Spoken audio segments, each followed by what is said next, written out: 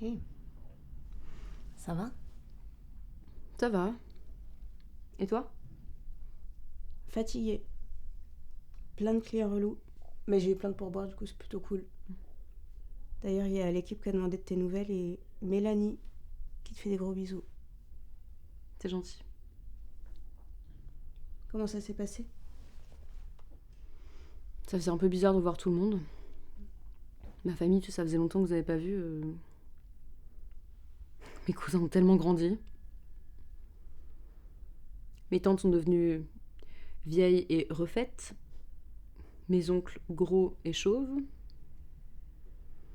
On n'a jamais été très famille du côté de ma mère, donc ça m'a fait un peu bizarre de les voir aussi calmes et sympas avec moi.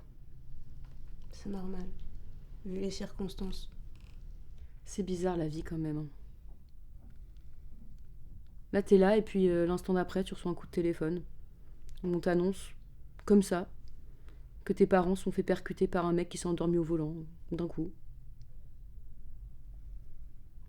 Mais ils te le disent pas tout de suite, ça. Qu'ils sont morts. Mais tu le comprends à leur intonation, tu vois. Enfin, tu le comprends, mais tu le vis pas, tu vois. Après, t'as vraiment cette envie d'en avoir le cœur net et de le voir de tes propres yeux, parce que je sais pas comment dire ça, mais tant que c'est pas là, tu vois, tant que c'est pas visible, t'as toujours ce truc où tu te dis que ça peut être une blague, que c'est pas réel, tu vois. Qu'il pourrait y avoir un miracle et que qu'il suffirait que tu ailles te coucher pour que ça aille mieux le lendemain, tu vois. Et donc là, t'as presque cette curiosité, ouais, une curiosité morbide un peu là, de voir tes parents écrabouillés à l'arrière d'une voiture. Tu vois, c'est bizarre. Donc tu vas et puis là, tu les vois. Tu vois et tu réalises bah, qu'ils sont plus là, quoi.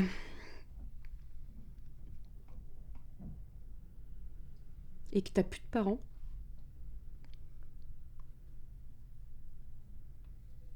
Et que t'es tout seul. T'as plus de parents, il faut que tu grandisses, quoi.